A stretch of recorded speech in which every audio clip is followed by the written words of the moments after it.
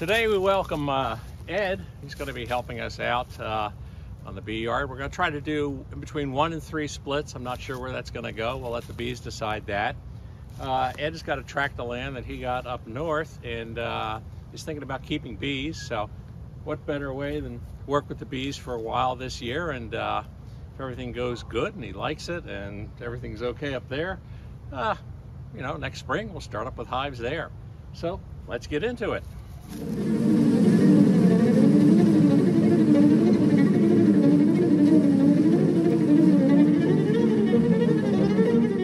Question that I have to ask. Sure. You're going to be splitting the hive, but you don't have a queen yet. Or right. Will they produce their own queen when you put them in a different hive? So what we're going to do is, this hive obviously has a queen. Right. And when we have 2 hives, we're going to have one that doesn't have a queen. So we're going to try to find young brood, or maybe even queen cells that are charged, and that will leave in one hive, and we'll leave the queen in the other one. Now the question is we're going to split this hive. There's 2 boxes here. Which one has the queen? Well, there's a trick where we can let the bees tell us. Okay. And that is, we're simply going to split the hive and then work on other things. And when we come back to this hive, one of these 2 boxes is going to be noisier than the other. Okay. That's the one without the queen. So okay. that halves the search process. Interesting. Because we're simply going to take half the hive and move it right onto this other bottom board. Okay. Oh, you just squished a couple. No, I don't like to do that. Yeah, one poor guys. Hi guys. And we'll put the inner cover on here. And we'll come back in a while, and see which hive is noisier. You could do what's known as a walk-away split. You take a lot of chances on that, because you want to make sure whatever hive doesn't have the queen has eggs in it, so they could raise a queen or a charged queen cup. Okay. And you also want the queen to be in the new location. Okay. By moving the queen to the new location, the bees think they already swarmed. Okay. So they don't have as much of an instinct to swarm. But you got to leave the resources there necessary for them to raise another queen. So this one's easy. The rest are not going to be as easy. This one looks like you have a large stack, but there's not nearly as much activity. Right. They're in the sun back here, so they're right. going to be a bit more active. This is the hive that's in trouble, but they're making their way back. Okay. So on this one, I'm going to take this box here. Okay. And move that aside for now. And we're going to pull the frames out of it. So here we're going to have to do a little decision making as we go on. And because of that, we're going to have to fire up a smoker. I always wondered what the smoker was for and what it did. Now I say it calms the bees. Well, no. Just gets them a little panicked about what's going on. And they refocus their energy on something different. Right. So here we have kind of an empty super at top. In fact, there's an excluder underneath it. So okay, because the queen can't fit through that. Right. So we know there's no queen up there. And, yep. Now, this is our deep. So we're going to go through this. You might notice I brought a compressor and a nail gun back. Right. Because sometimes these frames come apart. They supply these when you're building them with these little brads. Right. They don't work. After a while, they pull apart when you go to take them out. So the side comb you would not expect to find much of anything on. We're interested in finding some brood comb.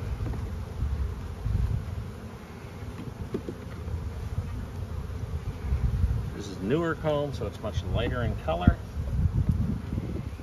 Does it start off as a yellow where they store the honey, right. And then later on, they move on to using it as a brood comb.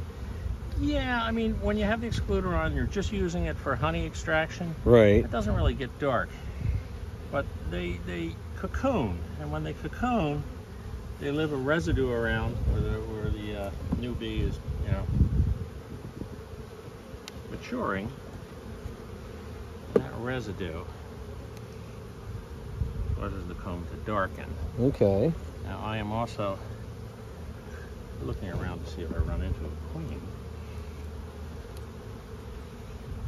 There's usually only one in a hive unless they're about ready to swarm. Right. I'm wondering if all How much bigger is she than the rest of them? Not much. Not much bigger.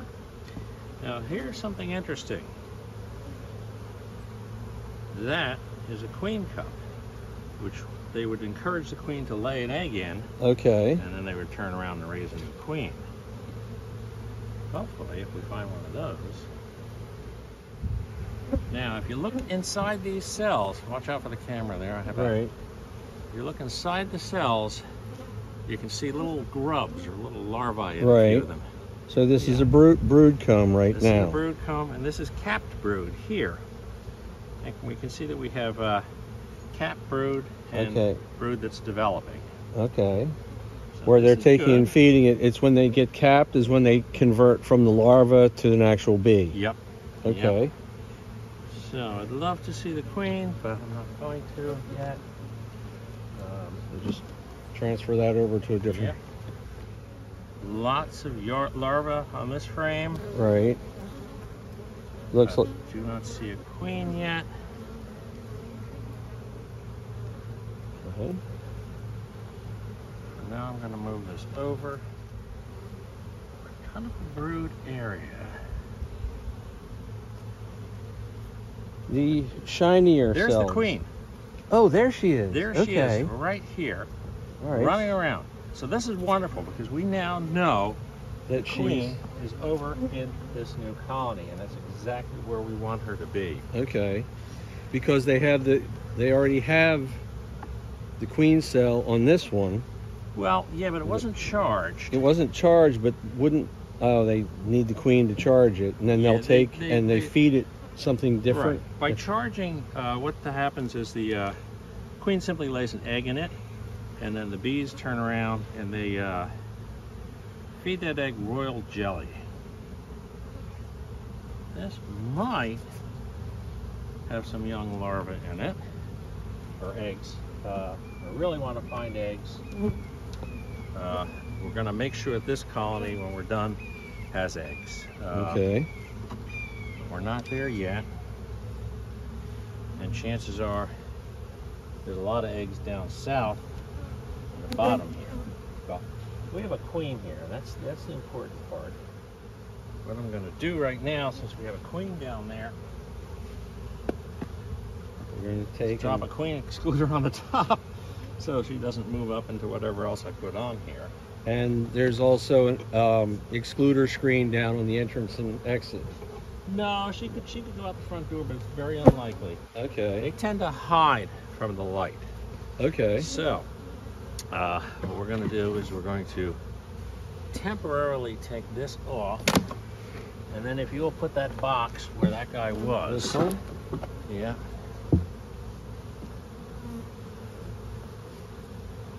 For now, we're going to put the blank frames in here. Hey guys, out of the way. I don't want to squish anybody. So let's put all those frames over. Fill this guy full of frames.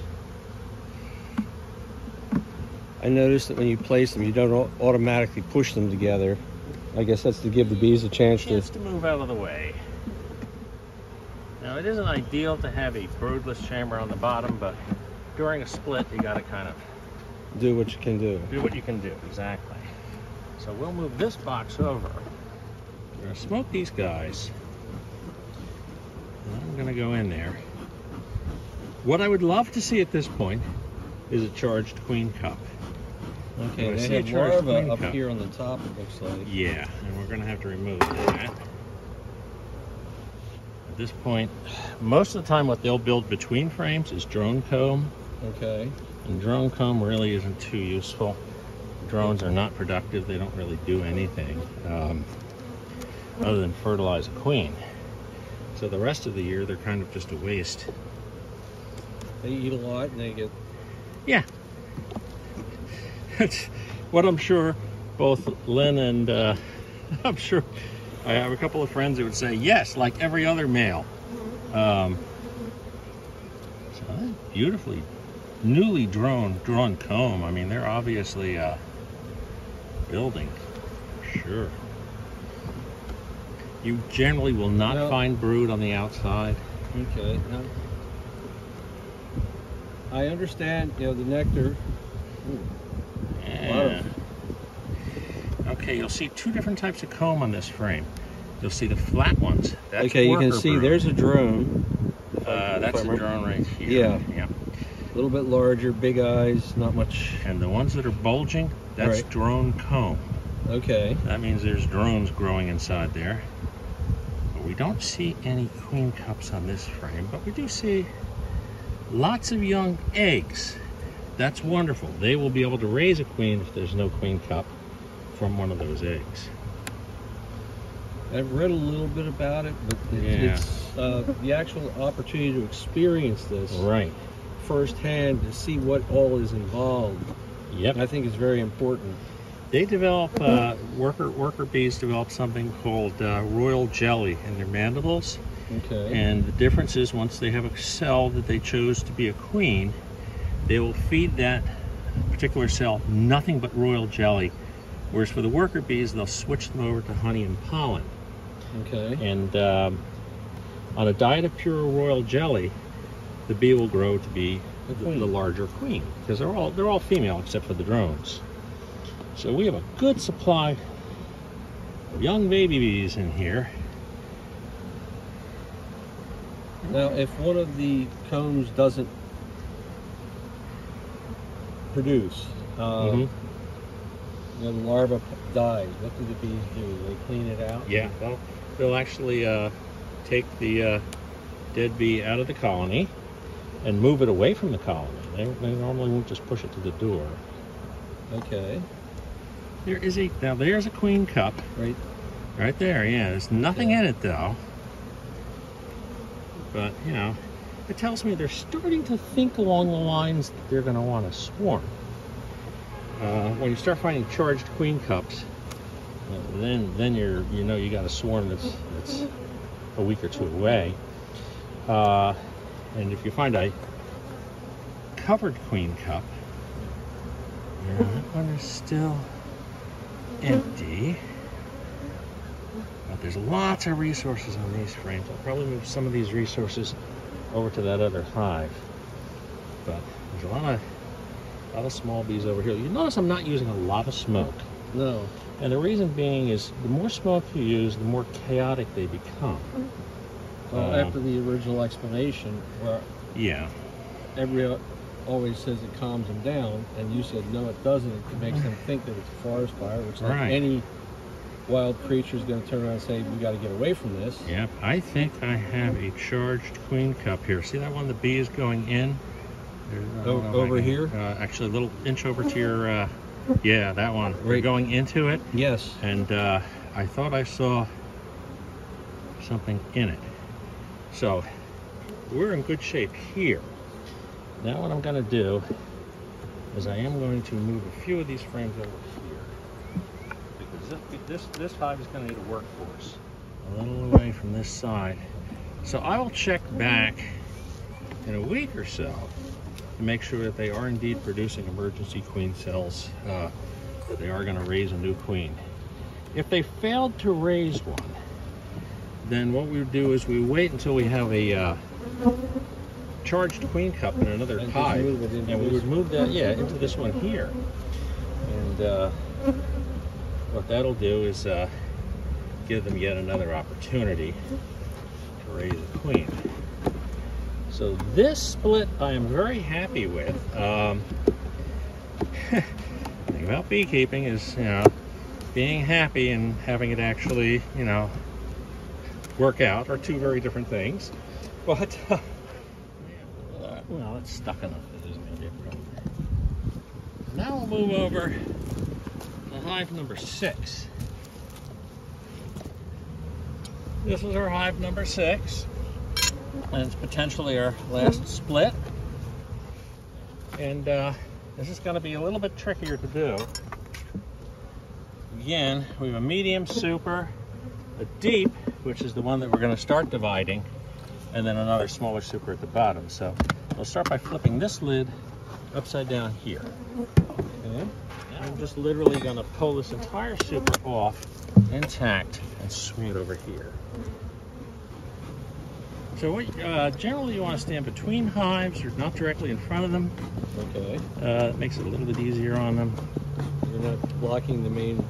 Right, yeah. There's something they call the bee line, which is the line in between where the bee is and where its home is. Interesting how you look at them, how much pollen they're carrying in. Oh yeah, there's a... It's a huge amount. There's a lot that's producing pollen. I don't know how much is producing nectar. Come on, girls, let me get my tool in there. All right. Actually, any field bees will return to this hive. Okay, because this is where they've geolocated? Yeah, this is where they located from. When a bee is born, it serves as a nurse bee in the hive for a while. And then when it first takes flight, it does an orientation flight. It picks out what is officially its home.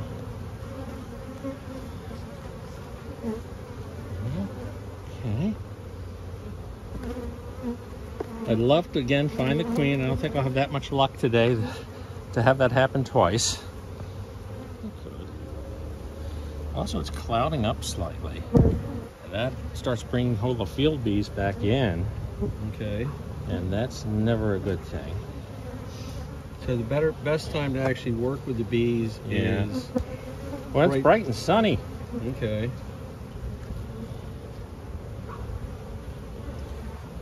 It's got a little bit of brood on it. Let's take that guy over. Okay. To the new location. I may end up doing just a walk-away split on this and coming back to make a determination later, because we have a solar eclipse today, so it's going to start getting dark, and the bees are going to interpret that as time to go home to the hive. We have more brood in here, so I'm going to move this guy over as well. Right. More brood. Okay. I'm just looking to see if we can find a queen. Get a breeze here. Yeah. Okay, take that guy over. I think that's what I'm going to do. I'm going to make an assumption that our queen is somewhere up here. Yeah, watch out for that root. So we're just going to take all of these frames over and move them to the new location. And tomorrow... An air conditioning fan blowing over here. What's that, with the bees? Yeah. Well. I'm on the screen in front of my face, and it's... Yeah. They're starting to sense that there's a dimming of the world, and they're not entirely happy. I can honestly say I have never done beekeeping in a solar eclipse, so I don't know how exactly this is going to work. Yeah, because I figure where I'm moving is bear country, so yeah, I'm gonna have to take and stop Winnie from... Yes. Some people prefer to use just the real raw beeswax comb, right. And there's something to be said about that, except that they'll often move it around and put it in undesirable locations. Which makes it hard to pull it out. Which makes it hard to deal with that. Okay, I'll go next one over here. What do we got? 1, 2, 3, 4, 5, 6, 7, 8, 9, 10. So, did we leave one out of that hive over there? Now, I'm going to do something here. I'm going to switch the position of these two. Okay. Because this is now basically empty, but I want to be able to inspect the other one maybe tomorrow to make sure we have brood in there. So, we're just going to lift this to here. And then I'm going to lift this guy up, and you lift that guy back down into this position. Okay, so bring him down into that position. Nice and fast. Oops, I think I got somebody. I heard the crunch. No. It's unavoidable. You just try to lift it, and you see what happens. So, these guys are all sorts of excited now, and they're trying to sting the camera. Now, it's funny, I don't know whether it's that the camera produces a noise that bothers them, but I don't know what it is, but they often, and I've seen this on other bee channels, like to go after the camera for some reason. Oh, great. And now I'm going to come back to these two colonies. I'm going to try to judge what sound they're making.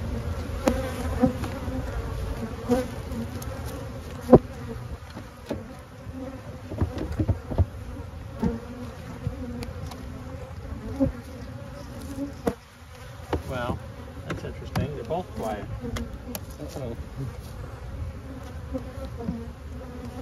Generally, you can tell real fast. The colony that doesn't have the queen will buzz pretty loudly. They're not doing that. So I will come back tomorrow and listen again. Okay. And if this one is quiet, I'm fine. If this one's quiet and that one's noisy, we're going to switch the position of these two because we want the queen to move to the new location of this. Okay. So now the question is, again, you said she has to go and fill a queen cup. yeah, But I thought that was usually before when the hive gets really crowded. yep. They produce a queen so that they swarm, and Right. half the hive will follow the new queen. Queen cups are generally towards the bottom of the frame, and they're often known as swarm cells.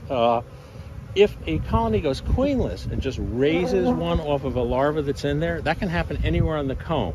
Okay. And those are often called superseeds because they're creating a new queen. They're not intending on swarming as much as just having a queen in the hive. So they'll pick a larva out. If there was no queen cups in there, they'll pick one of those little eggs out and they'll say, this one's the next queen. How they make that decision, I don't know. And they'll feed that royal jelly, and then they will build that cell out and down. It'll look like a little peanut hanging off the frame. Okay. And they raise the new queen that way. So Interesting. it's kind of a crazy day here. I'm going to. So we now have 10 colonies. I'm going to have to come back tomorrow and take a look through them and make sure. That one that we did over there, I'm solid on that one. We know where the queen is. We know that there's enough facilities in the old colony for them to raise a new queen. The last two splits we did, they're starting to come in from the field, possibly due to the eclipse. So we'll let them chill a little bit, and I'll come back in 24 hours and check to see which colonies are making noise and which aren't. And the ones that are making noise, I'll go in and I'll make sure that they have the resources to create a new queen. And now we move, theoretically, from 7 to 10 colonies. Number one's weak, but they are raising brood, and it's capped worker brood, so they have a laying queen. So, until next time, from Buzz Park, goodbye. I can come around and sting my hand as I take a picture. When they bang on you.